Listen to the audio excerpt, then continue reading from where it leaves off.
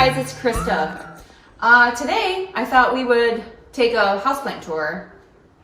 He's probably gonna follow me everywhere because he always does. So pardon the dog. This is my philodendron Rojo Congo. I love the structure of the leaves. Check this guy out. He is amazing. So I would say probably about every couple weeks, I get 2 new shoots. I don't know what I'm doing other than my regular regimen, which was, I shared in a past video, it was Jack's mixed with root growth hormone. If you haven't seen that video, it's the propagating pothos video.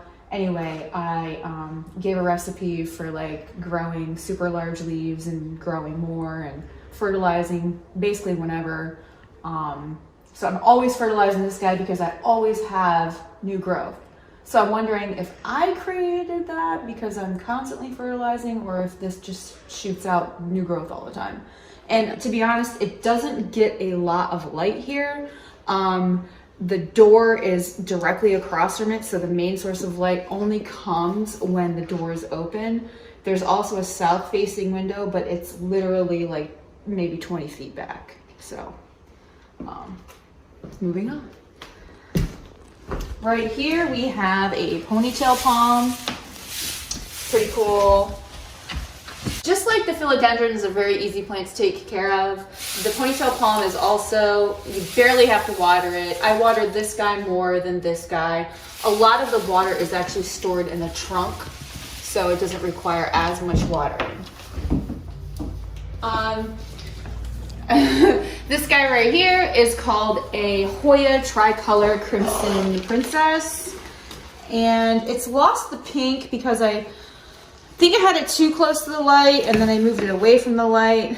Kind of a note for people who have Hoyas, you don't want them directly in your south-facing window because you will get black spots. So I got these black spots because I had it in a south-facing window and it was getting too much light. So I put it here to move it back to hopefully it'll heal itself. I'm not really sure how that's gonna work out. I'll let you know. I'll keep you posted on that in another video. Over here, let's see if you can take all this in, is my jungle. It became my jungle because no one uses this room for anything. It's like, I don't know, it's kind of like, I guess, space that I felt like was wasted space because we always eat in the kitchen area where there's another table. And anyway, I put my plants here in the south-facing window because it's amazing light, obviously. A lot of plant growth happens here. So let's start over, let's start with this guy right here. So this is my Monstera Deliciosa. It is a giant Swiss cheese plant. It's also called the Swiss cheese plant. This is the narrow form.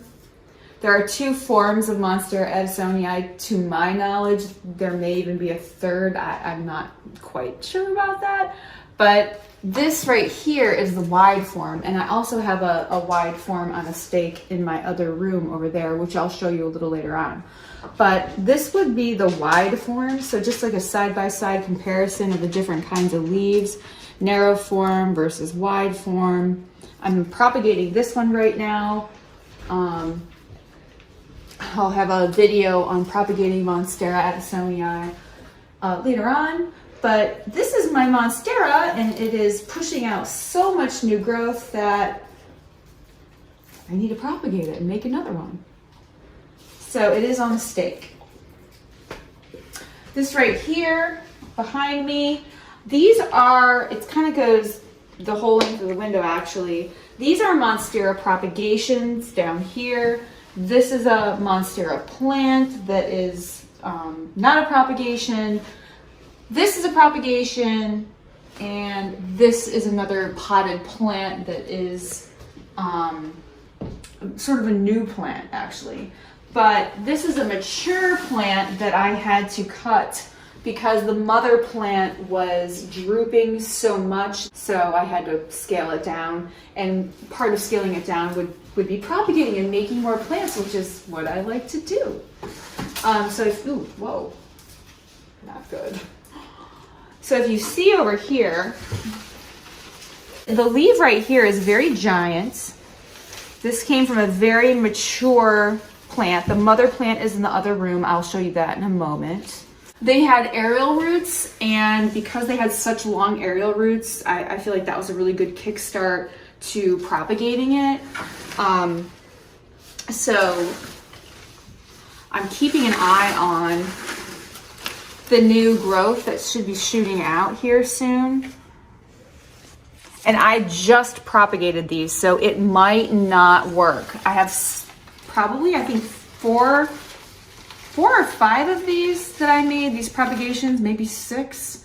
Yeah, there was a lot of, there were a lot of nodes that I had to cut because if you can see the structure of a Monstera right here, the structure kind of gets wonky and it tends to splay out.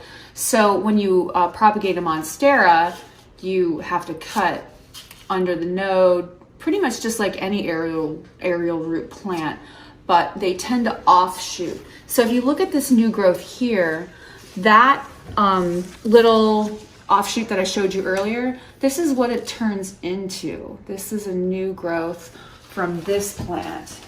And this is not as a mature plant. You can tell because there aren't as many fenestrations. These little holes here are called fenestrations. And these are the splits in the leaves. As you can see, the splits in these leaves are quite a bit more.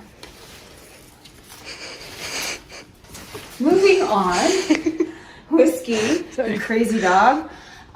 Okay, moving on, we have here a curly leaf fig.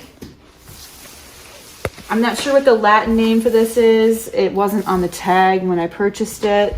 But it is an interesting plant. If you like high maintenance plants that require a lot of water, this one's for you.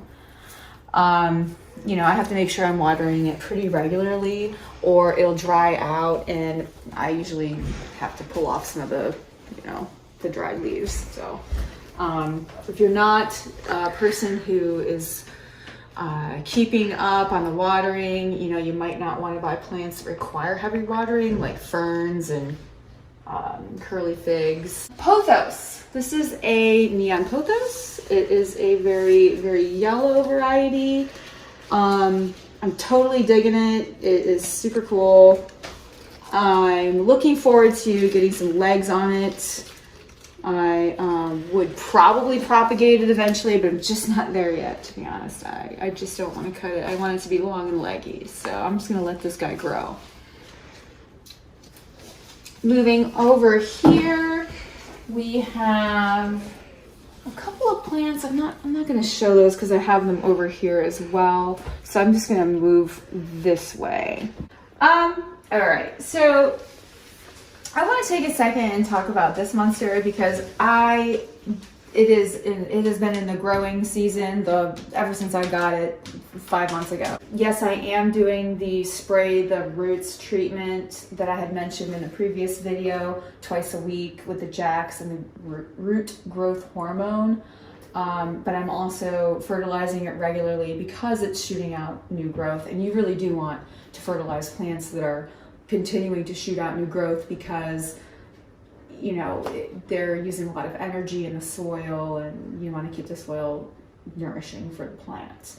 So I find that I'm watering this guy a lot more frequently than my other Monsteras because I know you can see how many leaves it has, and you know how many new leaves it has. New. There's another new one. There's like 4 or 5 new leaves like every couple weeks, and then look, new babies. I mean, it's super exciting. Another one down here, another one over here. So, I mean, it's like a constant, I guess it's sort of like my instant gratification plant right now because it's always shooting out new growth. I'm always excited. I'm always watching it. Well, because I am a crazy plant mom. Okay, moving on. Anyway, so here we have another Hoya Crimson Princess. It's pretty much the same as the other. I do love these guys because they do have these very long legs, which I find that are just absolutely beautiful. Kind of something that you need to know about Hoya, just a side note. As you can see, like when you have an offshoot like this and it gets this long leggy curly thing, this is where the leaves form. So I don't know if you can get a close-up on that, but that is a new leaf, and that is how these guys happen. Now, if you did have like an urge to like propagate this and cut it, I do have another Hoya video posted that talks about how to propagate Hoya. So if you're interested, check that out. Over here we have a Hoya, another variety of Hoya. There's like a ton of varieties of Hoya. Just kind of take note. This one, I actually don't know the name of this cultivar. So if you do know the name, please let me know. The place that I got this from actually just, they did not put, oops, sorry. They didn't put any name on it. So they just said Hoya.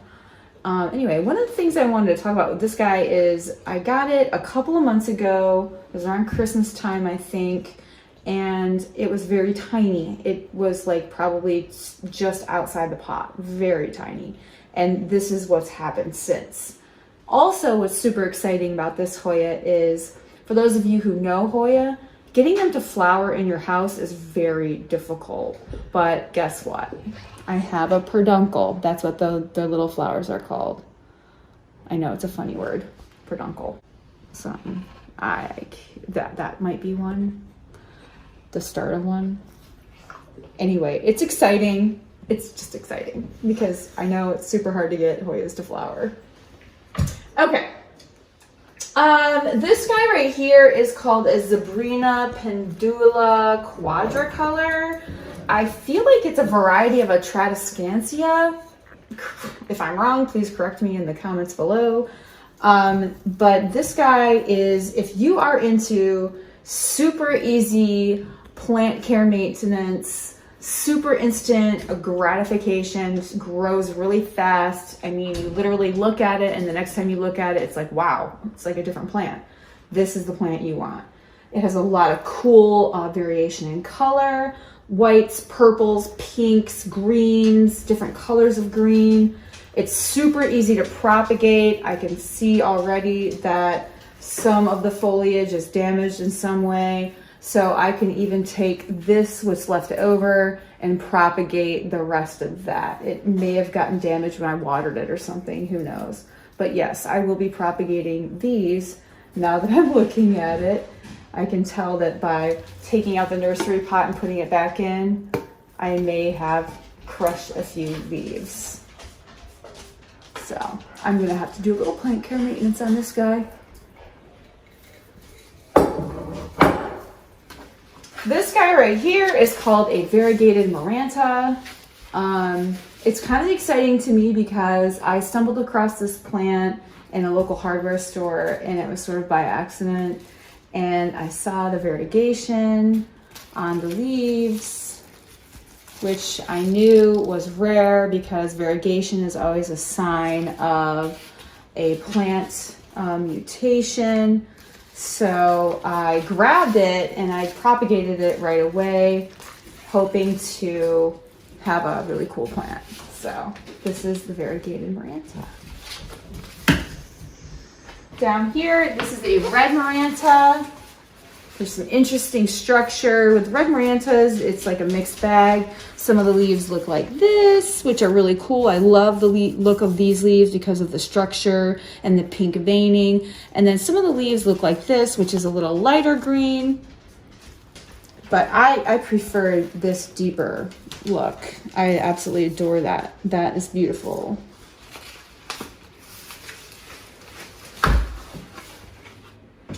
This down here is a begonia. I can't remember the cultivar of the begonia. It doesn't say on the name tag. Unfortunately, sometimes nurseries or hardware stores don't offer the cultivar that tells you what specific kind of begonia it is, but I know that this is an awesome one. Super easy to care for. It is a sun lover though. So generally I have it in front of the window. I tend to move my plants around a lot to give them, you know, so that the sun-loving plants can get in the direct sun. But this one's taking a little hiatus here on my plant stand. But this guy is beautiful. Lots of awesome structure, cool texture, and color.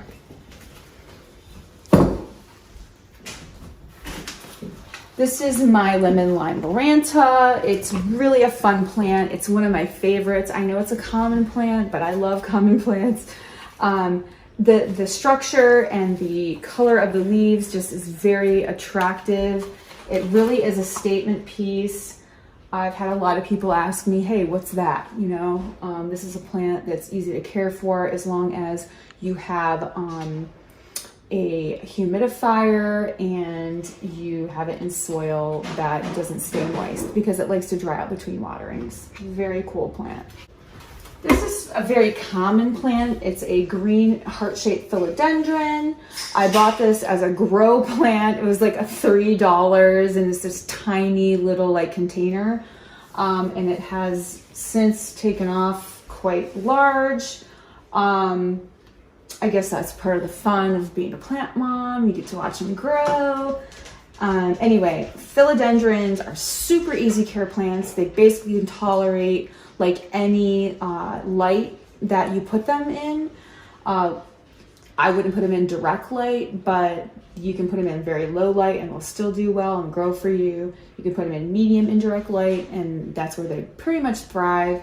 But this guy right here has grown a ton in the 4 months that I have owned him. Or her. I'm not really sure if it's a boy or a girl. This is another variety of philodendron. This is called a silver stripe philodendron, also known as a Rio philodendron. I have some Brazil philodendrons that I'll show you in a minute, but this one is known for its white stripe versus the Brazil, which has like the yellow stripe, or more yellowish tones, I should say. So sort of like, just to talk a second about philodendron Rio or silver stripe, this one. This is cool plant, super awesome, easy maintenance, lights, you can put it in low to medium light, it'll do great, medium indirect light. But as far as like, you know, as compared to the Brazil kicks out a lot more growth than the silver stripe in my experience. I'm not really sure why, but it's still a very rewarding plant, super easy, really pretty. I don't know, I love it. This is a Hoya publicalis, another variety of Hoya. I have several varieties. I love the Hoya. It's probably one of my favorite vining plants. But I really wanted to show this one because I absolutely love it. I actually got this particular Hoya publicalis. It's a splash, a silver splash. It has some of the splash on the leaves. I don't know if you can see the flecks. But this one came from Plantarina. So a shout out to Amanda from Plantarina because she really delivers an amazing product. But here, if you can see these offshoots, as I was talking about earlier, don't cut these off because this is where all the new growth happens. So if you can see that new baby leaf right there, this is a Hoya publicalis silver splash. Now, I also wanted to talk about, I'll come back to this guy in a second, but I want to talk about my other Hoya silver splash over here that I have. This is my other Hoya publicalis silver splash. This one has a lot bigger leaves, as you can see, and a lot more silver. So it just so happens that this particular one is just one of those exotic varieties that has more silver and more splash. Look at this leaf. It's crazy. But these ones, look how big the leaves get. When the plant matures, it offers up a lot larger surface area on the leaves. Anyway, I wanted to show you this guy because, you know, these are all new growth on these leaves up in here. These are all new and forthcoming. Super cool.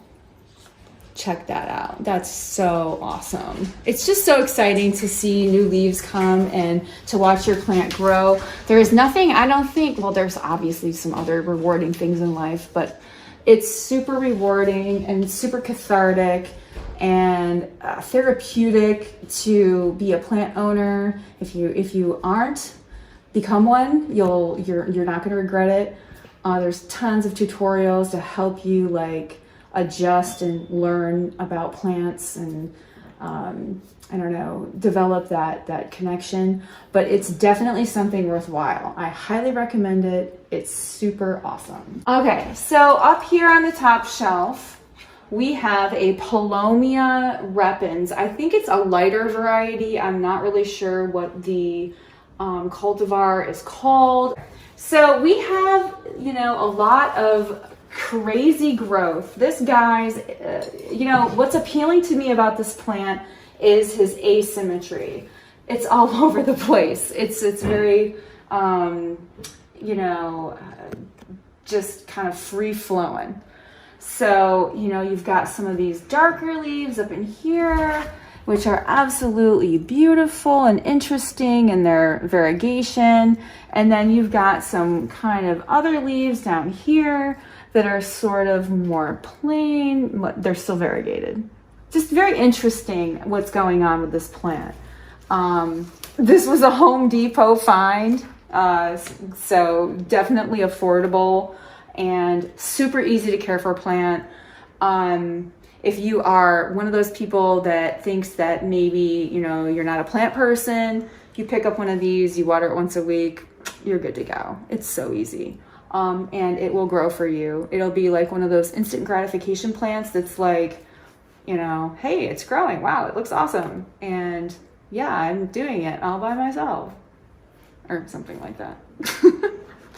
Okay, here we have this other variety of a curly leaf fig. And as you can tell, it needs watered because it's raining leaves. Yeah, this is a sign that I need to water it. Now, remember what I said about curly leaf figs? They're kind of high maintenance. They require, you know, watering a couple times a week. And if you don't, they're gonna let you know on your floor. So just so you know though, when I bought this plant, it was probably about up to here. And it has since shot out, you know, pretty long growth for probably what he has experienced, which may be a little bit of neglect because I do have a few houseplants. This guy right here, you know, I have him sitting in this pot because I'm not really sure, you know, what I want to do with the cactus. Obviously, he's taking a break from the sun today because I moved him to show him to you. But the texture of this cactus, I think it's called a I don't remember. I can't remember the name of it. Sorry. But because I did get it at Lowe's, and so just kind of a note on the side. At Lowe's, sometimes they just label things houseplant, and they don't give the name of it. So yeah, this was one of those that just says like houseplant, even though you know that there's a name for it. It's frustrating. But I had it in front of my east-facing window, and I don't know if you can see this or not, but if you can see these growths right here, you see these like long, these are roots. Do you see that? crazy. I guess maybe it thought it was dying. I don't know, but it shot out a bunch of roots. I did propagate a small section of this, and I'll show that to you in a second. But if you can see all these little like babies, that's how it grows. It's just super cool. The texture is freaky. And it's a fun plant to have, and it's not hard. Even though it's a cactus, it does need water. You do have to water cactuses. There's like a myth out there that says, you know, don't water cactuses, blah, blah, blah. But you got to make sure that you're giving it some water. Cactuses need water and light.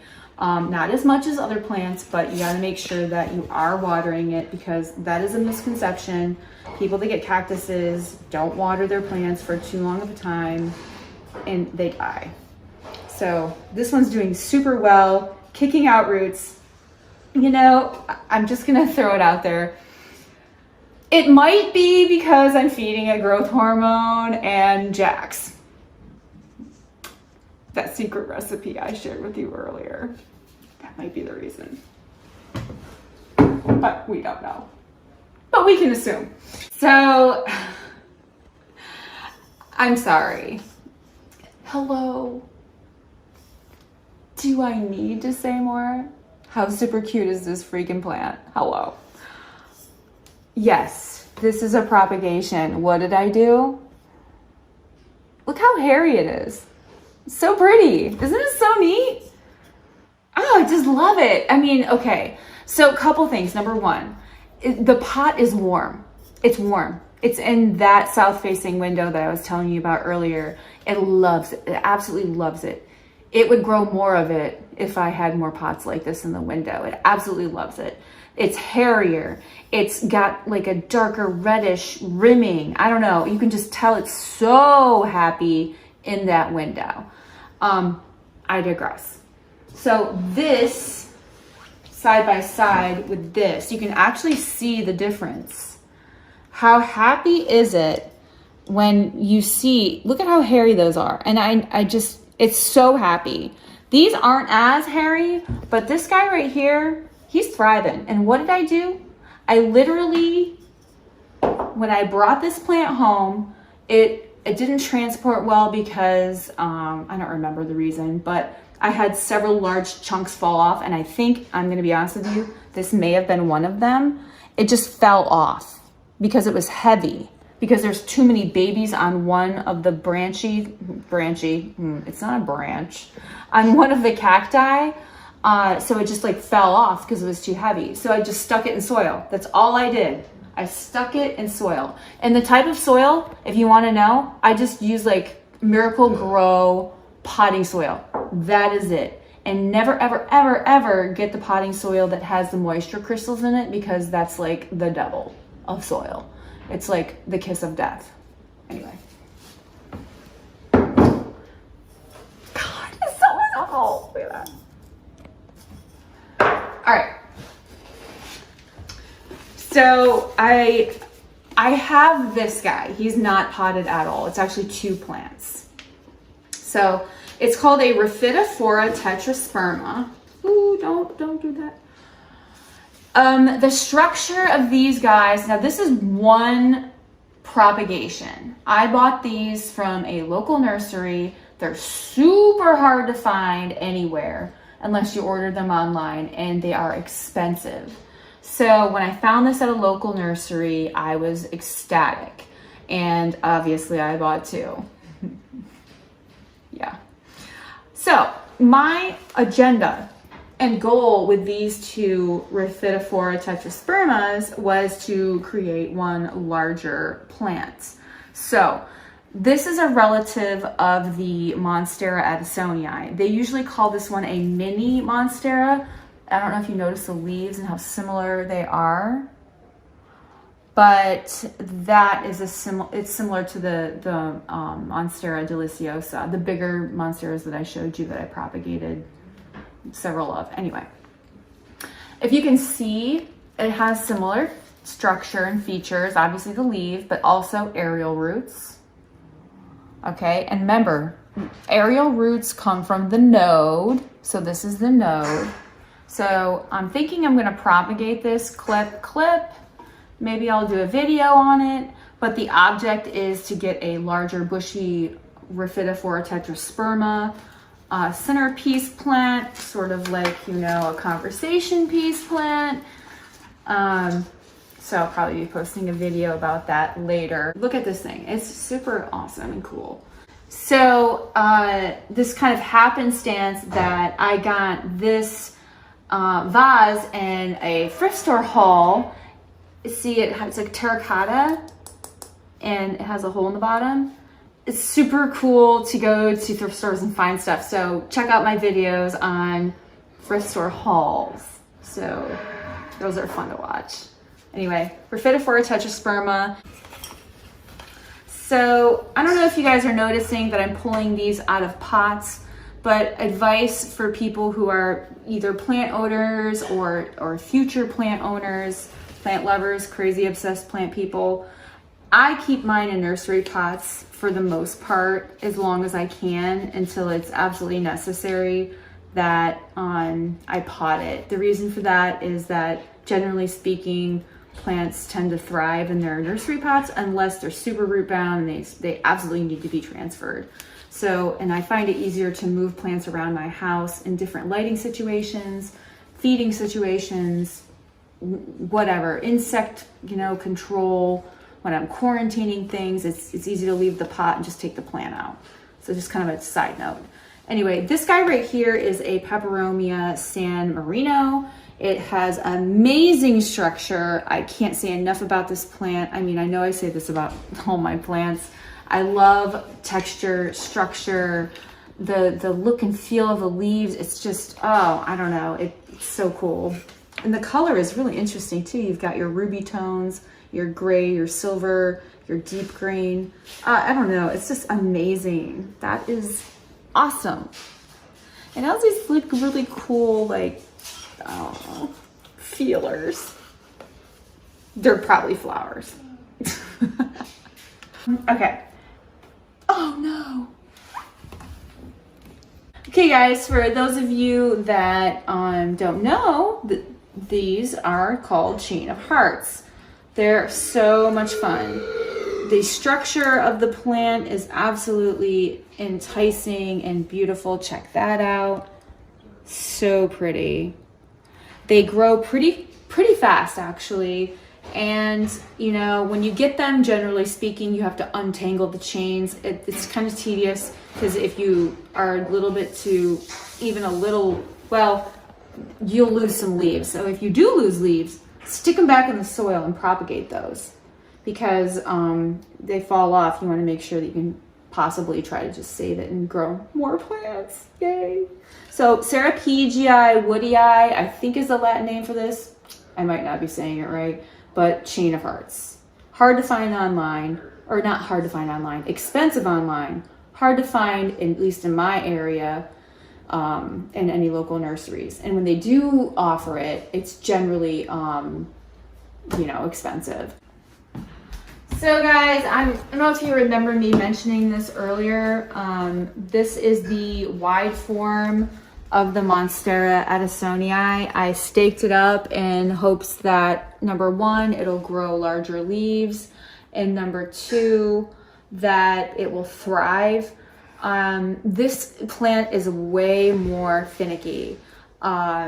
Do not spray anything on its leaves unless it's like a neem oil treatment for insecticide prevention, or maybe just plain straight up distilled, purified, special water from some precious stream somewhere. I don't know. Every single time I've ever messed with this plant, it reacts. I mean, it reacts. You have to be very careful about what you're putting in the soil and what you are spraying on it, because I just from experience, I've just known it seems to be particular.